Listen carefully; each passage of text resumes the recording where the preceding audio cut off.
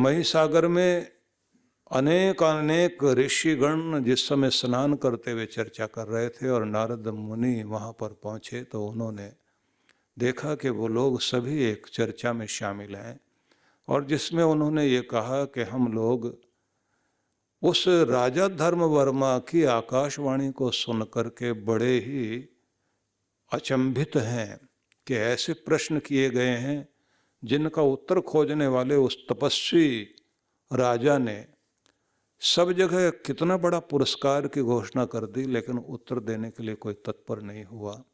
कोई समझाए कि जीवन का वो कौन सा ऐसा कार्य है जिससे लोक परलोक दोनों सुधर जाएं, और उस दोनों लोकों को सुधारने के लिए मतलब अभ्युदय और निःश्रेयस की प्राप्ति हो जाए व्यक्ति को, तो वो दो फल कौन से हैं और उस प्रकार से उनके 6 अधिष्ठान, फिर 6 अंग, 4 प्रकार, ये सब समझाने के साथ साथ में फिर ये कहा कि 3 ऐसी चीज़ें हैं जिनके कारण ये किया कराया व्यक्ति का नष्ट हो जाता है।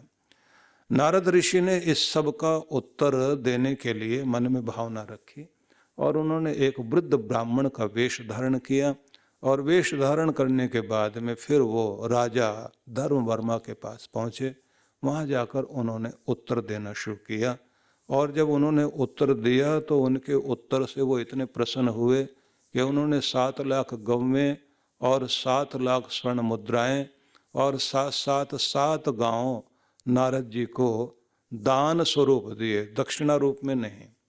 दक्षिणा रूप में तो उन्होंने सिर झुकाकर दंडवत प्रणाम किया और कहा कि आपने मेरी लाज रखी और मैं जीवन के इस लक्ष्य को समझ पाया। लेकिन उसके बाद में नारद ऋषि उस सारी समृद्धि को जो दिया गया था वो सब दान ले करके आश्चर्यचकित हो गए कि मैं इसका करूँगा क्या, क्योंकि मेरे पास आ गया तो मुझे भी आगे इसको देना चाहिए। तो फिर वो रेवतक पर्वत पर गए और वहाँ पर बहुत सारे ऋषि मुनि बैठे हुए थे। उन सब के पास जाकर उन्होंने कहा कि मैं कुछ राशि दान स्वरूप लेकर आया हूँ और वो देना चाहता हूँ, लेकिन मैं भी पहले ये खोज लेना चाहता हूँ कि ये किसे दिया जाए। तो 12 प्रश्न उन्होंने किए थे जिसमें ये कहा था कि मातृका किसे कहते हैं और 25 वस्तुओं का घर क्या है, अनेक रूप वाली स्त्री कौन सी है और इस जगत में विचित्र कथाएं करने वाले कौन लोग होते हैं, 8 प्रकार के ब्राह्मण कौन हैं और इस सारे संसार का ऐसा वह ग्राह कौन है, मगरमच्छ कौन है कि जो व्यक्ति को खा जाए तो वो उसका पेट नहीं भरता, मतलब कितने लोगों को खा जाए लेकिन उसका पेट नहीं भरता, तो ऐसे मगरमच्छ के बारे में बताओ। तब उन्होंने ये बताया था कि ऐसा मगरमच्छ एक ही है जो कभी शांत नहीं होता, उसका नाम है लोभ। सबके उत्तर उन्होंने दिए और ये उत्तर देते देते उन्होंने समझाना शुरू किया। मतलब ये जो 12 प्रश्न उन्होंने किए थे तो मैंने कल आपको बता ही दिया था कि ऋषियों ने ये कहा कि भाई हमारे पास में इतना समय नहीं है कि इनका उत्तर दें, हम अपनी साधना में लगे हुए हैं, लेकिन आप हमारे किसी एक सीधे साधे बच्चे को पकड़ो। तो एक सीधा साधा बच्चा था सुतनु, उसने वो प्रश्नों के उत्तर दिए थे। क्योंकि मैं जल्दी जल्दी आगे बढ़ना चाहता हूँ तो इसलिए प्रसंग को एक बार सार संक्षेप में बता देना चाहता हूँ। तो उस समय सुतनु से जब इन्होंने कहा कि बताओ तो फिर वो ग्रह कौन सा है, मगरमच्छ कौन सा है जो सबसे भयंकर माना जाता है, तो उन्होंने बताया कि लोभ। तो पूछा कि लोभ कैसे है, तो उन्होंने उत्तर दिया कि देखिए काम वासना जाग जाए तो उसकी एक सीमा रेखा है, वहाँ जाकर वो खत्म हो जाती है। क्रोध भी एक सीमा पर जाकर खत्म हो जाता है। लोभ एक ऐसी चीज है, इसकी कोई सीमा नहीं है। ये जितना जितना इसको मिलता जाता है ये और बढ़ता जाता है और ये इतना बढ़ जाता है कि ये सारी दुनिया को निगल ले जाए तब भी इसका पेट नहीं भरता। इसलिए जिनके पास में चक्रवर्ती साम्राज्य भी हो जाए तो वो महाचक्रवर्ती साम्राज्य भी प्राप्त करके महाराजा भी बन जाए तो भी उसको ये लगता रहता है कि अभी 14 लोग 14 भुवन ये भी मिल जाएं तो बहुत अच्छी बात, और हो सके भगवान की जगह में जाकर बैठ जाऊं। तो उसके बाद भी वो शांत हो जाए, तो ऐसा नहीं होता। इसलिए इससे बड़ा कोई भी मगरमच्छ ग्रह नहीं है। तो उन्होंने फिर उसके बाद में कहा कि हमारे 12 प्रश्नों में एक छठा प्रश्न ये भी है कि 8 प्रकार के ब्राह्मण कौन होते हैं। तो उन्होंने उत्तर देते हुए सुतनु ने ये बताया कि आप सबको मैं ये समझा दूं कि पहले मात्र ब्राह्मण कहलाते हैं। मात्र का मतलब हो गया कि वह जो संस्कार और विद्या से विहीन है, लेकिन किसी ब्राह्मण कुल में जन्म तो ले लिया, लेकिन वह जन्म लेने के बाद भी ब्राह्मणत्व को प्राप्त नहीं हुआ, तो उसे कहा जाएगा मात्र। दूसरे वे होते हैं जिनको ब्राह्मण कहा जाएगा, क्योंकि जो कामना रहित हैं और जिनके अंदर ऐसे गुण हैं कि वो वेदोक्त कर्म कांड के जानने वाले हैं और जानने के साथ साथ में उस कर्म कांड की भावना को भी जानते हैं। तो उनको ब्राह्मण कहेंगे, क्योंकि उनकी जो रुचि है वो ब्रह्म की ओर जाने की होती है, स्वयं भी ब्रह्म की ओर जा रहे होते हैं और दूसरों को भी ब्रह्म से जोड़ रहे होते हैं। तो उन्होंने पूछा, फिर ये बताइए कि श्रोत्रिय तीसरे नंबर पर ब्राह्मण कौन से होते हैं। तो सुतनु ने बताया कि तीसरे नंबर पर कहलाते हैं श्रोत्रिय।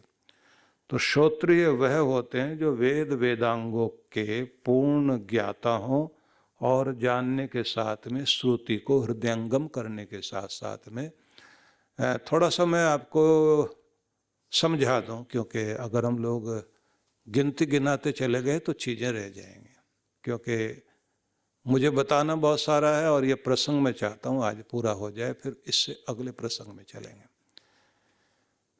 वेदों को श्रुति कहा जाता है क्योंकि वह इस परंपरा में रहे हैं। जिस समय कागज वगैरह नहीं होते थे, भोजपत्र पर लिखा जाता था, उससे पहले भी जो ऋषियों ने हृदय में मंत्रों को याद किया हुआ था, तो उसके स्वर के साथ, छंद के साथ, देवता के साथ, ऋषि के साथ, सब तरह से उनकी मात्राओं का उच्चारण के सारे भेद और जितने भी पाठ भेद होते हैं, जटा पाठ है या घटा पाठ है या जितने भी तरह के 10 तरह के पाठ होते हैं वेद के, उन सब वेद के पाठों को लोगों ने याद किया और एक संकल्प लिया हुआ था कि मरने से पहले अपने बच्चे को वेद की संपदा याद करा के तब ही आपको श्वास छोड़ना चाहिए। तो जो सुनाते रहे और याद कराते रहे, उस परंपरा में फिर ये कहलाए श्रुति। तो ये श्रुति बन गए वेद, और उस परंपरा के अनुसार जिसने एक वेद याद किया वो वेदी कहलाए, और जिन्होंने 2 वेद याद किए तो वो द्विवेदी कहलाए, और जिन्होंने 3 वेद याद किए तो त्रिवेदी कहलाए, और जिन्होंने 4 वेदों को स्मरण कर लिया वो चतुर्वेदी कहलाए। तो इसलिए ये है श्रुति, और इसको कहा गया है कि इसे श्रद्धा भाव से इस तरह से याद करना चाहिए कि आप दुनिया में सबसे ज़्यादा प्यार और आदर जिसे देते हैं उस तरह से श्रुति को आदर देना चाहिए। इसलिए उसके मंत्र भी हैं, स्तुता मया वरदा वेद माता, उसको वेद माता कहा गया, समश्रुतेन गमे महि। तो और व्याख्या न करके आपको ये बताएं कि जो वेदों को जानते हैं, याद रखते हैं, मंत्रों के अर्थ भी जिनको पता है, और वेद वेदांगों के, क्योंकि 8 वेदांग हैं और 4 वेदों की व्याख्या के ग्रंथ माने गए हैं जिनको कहते हैं ब्राह्मण ग्रंथ। उनके फिर आगे हैं आरण्यक, आरण्यकों से फिर आए आगे उपनिषद। उन्हीं में से आप जैसे एक सुनते हैं वृद्धारण्यक, फिर उसके साथ में आगे लिखा हुआ उपनिषद। तो अरण्यवासी वैखानस लोग जितने भी थे, वानप्रस्थ लोग, तो वो लोग तपस्या करते हुए अपने जीवन में ऋषि मुनियों के संदेश सुनते सुनते, तप करते हुए अपनी आत्मा को इतना ऊंचा उठा लेते थे कि जिसके आधार पर उनके किसी भी प्रकार की मोह ममता संस्कार संसार का कोई भी पाप ताप नहीं रहता था और मुक्त होने की स्थिति में पहुंच जाते थे। इसलिए तीसरी अवस्था जीवन की मानी जाती है कि जो तप करने के लिए होती है। तृतीय तपस्न तप्तम चतुर्थे किम करिष्यसि, ऐसा कहा गया कि प्रत्येक व्यक्ति को जीवन के तीसरे भाग में जाकर के, मतलब गृहस्थ के बाद का जो भाग है, उस भाग में जाकर के प्रत्येक व्यक्ति को तप करना चाहिए। और तप करने में सबसे बड़ी चीज होती है कि व्यक्ति को संसार के उतार चढ़ाव के बीच में संतुलन साधना आना चाहिए। मान अपमान में, जीत हार में, सुख में दुख में अपने आप को शांत और संतुलित रख करके चले, और उसका संबंध जो है परमात्मा से जुड़ता जाए, उसका हृदय परमात्मा से जुड़ता जाए। जिस तरह से अब तक मोह ममता संसार से थी, उससे भी कहीं अधिक आकर्षण परमात्मा का लग जाए। उसका नाम जपते जपते अपने जीवन को धन्य करे। मतलब अब धन दौलत एक ही चीज है कि व्यक्ति की भक्ति बढ़ जाए और फिर वो परिवार को भी एक नए रूप में समझे। परिवार भी व्यक्ति का एक अलग हो जाता है।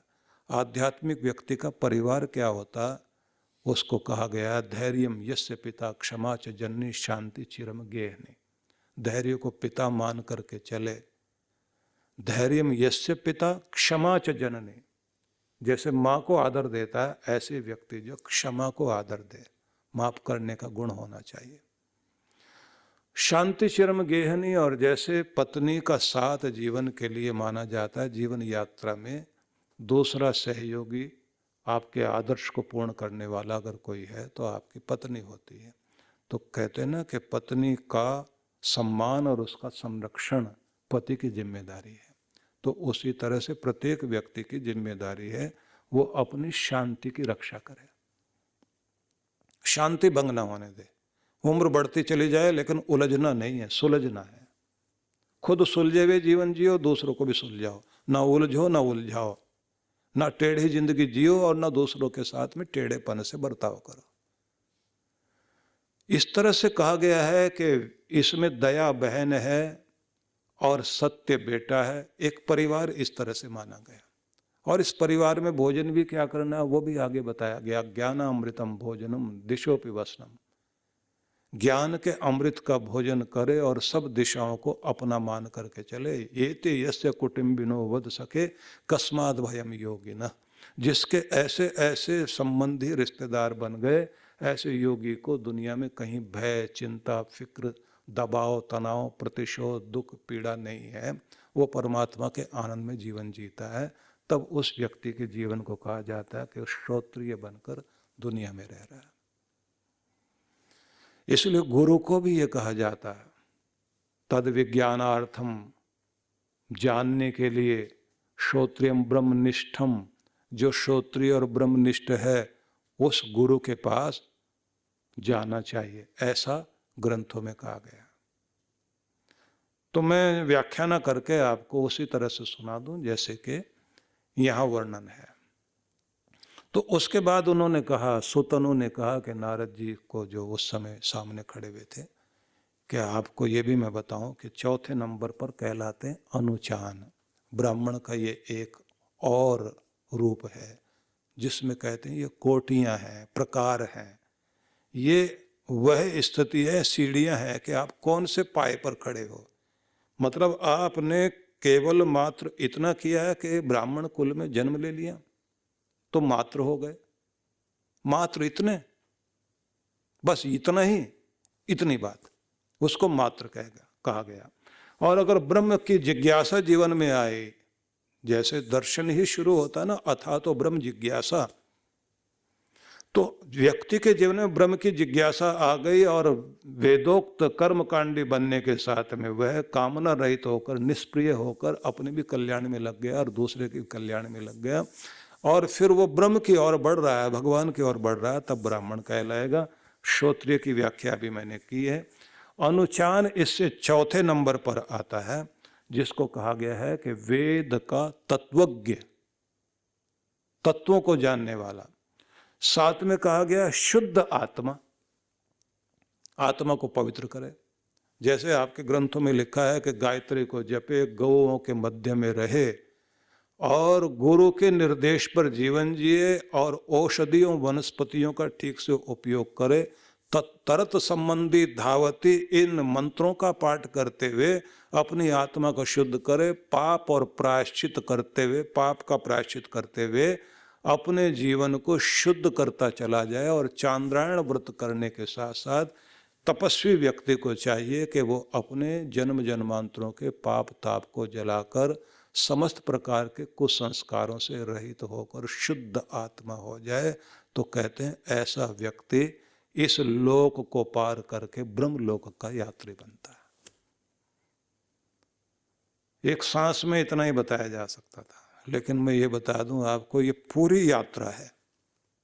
किसी भी व्यक्ति को अगर अपने जीवन का उत्थान करना है, इसलिए कहा जाता है जन्मदिन से पहले प्रत्येक व्यक्ति को कम से कम 15 दिन और हो सके तो 1 महीने का चांद्रायण व्रत और तप जरूर करना चाहिए।